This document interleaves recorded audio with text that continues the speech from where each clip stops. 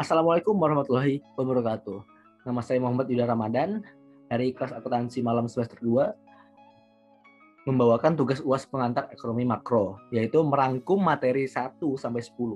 Tanpa basa-basi, let's check it out. Bab 1, perbedaan ekonomi mikro dan ekonomi makro. Yaitu ekonomi dapat didefinisikan menjadi dua, yaitu ekonomi mikro dan ekonomi makro. Yang pertama, ekonomi mikro. Ekonomi mikro membicarakan unit-unit individu seperti perusahaan dan rumah tangga. Misalnya, bagaimana suatu rumah tangga mengalokasikan pendapatan untuk membeli barang dan jasa yang diperlukan. Dua, bagaimana perusahaan menentukan tingkat produksinya agar diperoleh keuntungan yang maksimal. Dua, ekonomi makro. Ekonomi makro membicarakan perekonomian sebagai suatu keseluruhan dan mengabaikan unit-unit individu seperti rumah tangga dan perusahaan. Misalnya, tingkat pendapatan nasional, tingkat kesempatan kerja, tingkat harga umum, inflasi, bunga, relatif pembayaran internasional. Bab 2, pendapatan nasional. Pengertian pendapatan nasional. Pendapatan nasional merupakan jumlah seluruh pendapatan yang diperoleh oleh sebagai hasil dari proses penghasilan barang jasa yang meliputi upah, gaji, bunga, modal, sewa atas barang-barang, modal termasuk rumah, serta keuntungan atau laba. 2, pendekatan pendapatan. Dalam pendekatan pendapatan, menghitung besaran pendapatan nasional dengan cara menjumlahkan seluruh pendapatan yang diterima oleh masing-masing individu, yaitu terlibat dalam suatu kegiatan produksi. 3, pendapatan nasional dan produk nasional. Persamaan pendapatan nasional dan produk nasional.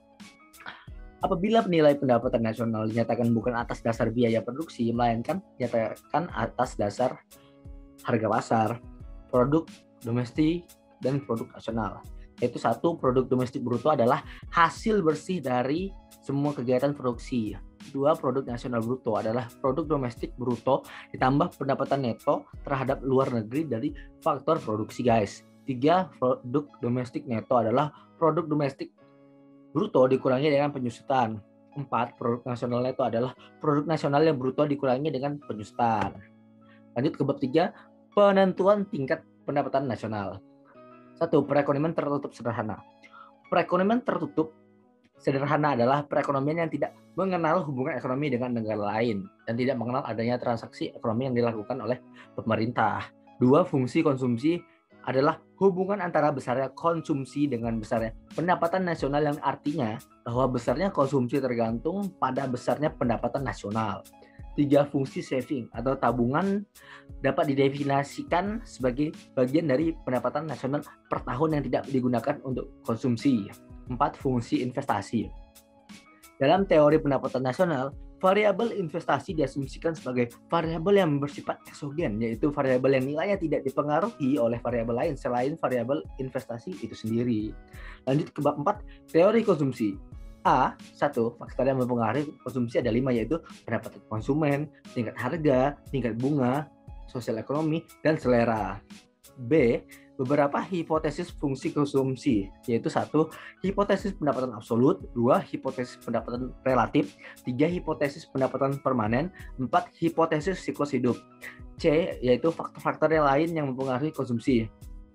Beberapa faktor lain yang mempengaruhi besar kecilnya pengeluaran konsumsi masyarakat adalah distribusi pendapatan nasional. Pada umumnya distribusi pendapatan tidak bisa sama karena penduduk yang mendapatkan pendapatan. Jumlah kekayaan masyarakat dalam bentuk alat liquid dengan asumsi tingkat pendapatan sama, semakin banyak alat liquid yang ada di dalam masyarakat, maka semakin besar pengeluaran konsumsi masyarakat tersebut dibandingkan dengan keadaan masyarakat yang memiliki alat liquid lebih sedikit.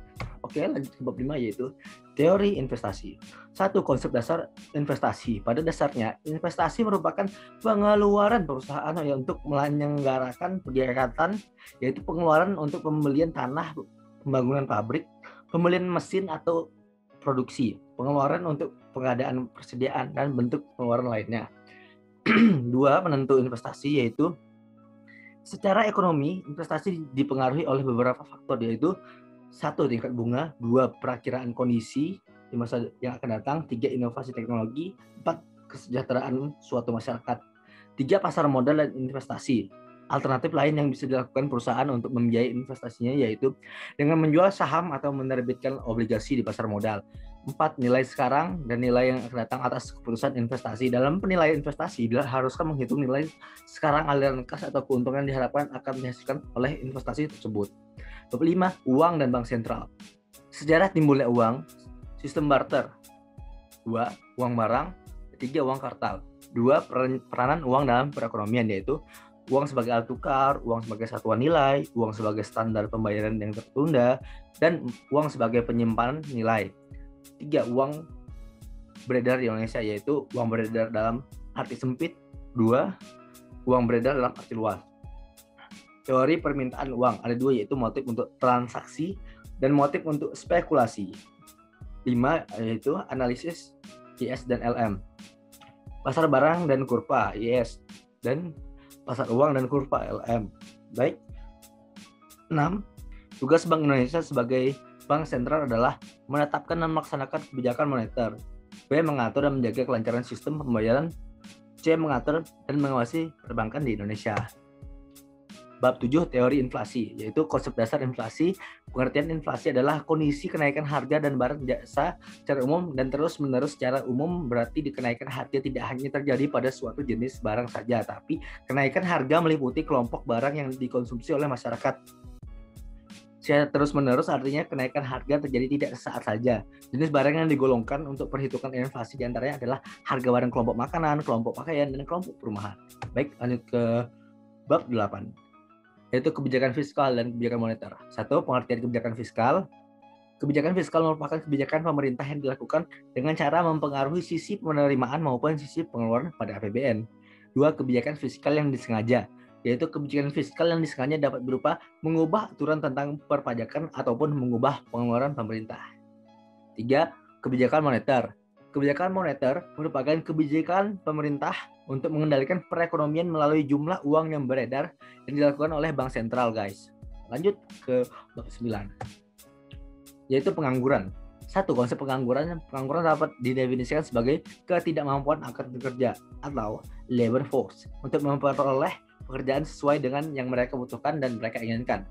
Salah satu masalah pokok yang dihadapi oleh banyak negara sekarang itu adalah pengangguran. Jumlah penduduk yang siap bekerja jauh melampaui kesempatan kerja yang tersedia. Akibatnya, banyak orang yang tidak bekerja, mereka menjadi pengangguran. Ada pernyataan yang sangat common sense, yaitu pengacara, pengangguran banyak acara, menunjukkan secara persis sisi paradoks dari pengangguran, yaitu dalam waktu luang seorang pengangguran memikirkan dipenuhi dengan pekerjaan. Oke, bab 10. Keuangan negara. Definisi keuangan negara adalah suatu kekayaan negara dalam bentuk apapun, termasuk di dalamnya sebagai bagian kekayaan negara dan segala hak dan kewajiban yang timbul karena berada dalam penguasaan, pengurusan, dan pertanggungjawaban pejabat lembaga negara, baik di tingkat pusat maupun daerah. Lanjut, terakhir kita ke pertanyaan, yaitu saya akan bacakan. 1. Sebutkan 4 macam pasar makro, yaitu komodit, labor, uang, dan bursa. 2. Sewa. Sewa merupakan pendapatan yang diperoleh dari atas pemakaian aktivitas tetap oleh pihak lain atau pemiliknya sendiri. 3. Pemerintah masuk ke dalam perekonomian karena, jawab A. Dua sektor yang pertama tidak mampu memenuhi kebutuhan masyarakat. B. Adanya eksternalitas. 4. Apa itu pendapatan real? Pendapatan real merupakan pendapatan yang jumlahnya sudah dideflasikan dengan perubahan harga barang dan jasa. 5. Investasi dibedakan menjadi 3 jenis, sebutkan 2. 1. Investasi tetap perusahaan. 2. Perubahan persediaan. 6. Kenapa jenis uang kartal mudah rusak? Karena perputaran uang yang selalu berpindah kepemilikannya antara pemegang uang. 7. Secara umum inflasi dapat mengakibatkan berkurangnya investasi, mendorong kenaikan suku bunga, ketidakstabilan ekonomi, defisit neraca pembayaran, dan merosotnya tingkat kehidupan dan kesejahteraan masyarakat. Apa itu kebijakan selektif? Pemerintah dapat menggunakan instrumen kebijakan ini untuk melakukan pengawasan pada bank umum mengenai penyaluran kredit dan jenis investasi yang dilakukan sesuai dengan keinginan pemerintah, guys. 9. Pada tahun 2014, berapa banyak pengangguran yang tercatat? Ada 7.240.000 orang. 10. Dalam undang-undang bahwa ditetapkan bahwa laporan pertanggungjawaban pelaksanaan APBN dan APBD disampaikan berupa laporan keuangan yang terdiri dari laporan realisasi anggaran, neraca, laporan arus kas yang disusun sesuai dengan standar akuntansi pemerintah. Itu saja dari saya. Jika ada kurang, mohon maaf. Sekali lagi saya ucapkan terima kasih. Assalamualaikum warahmatullahi wabarakatuh.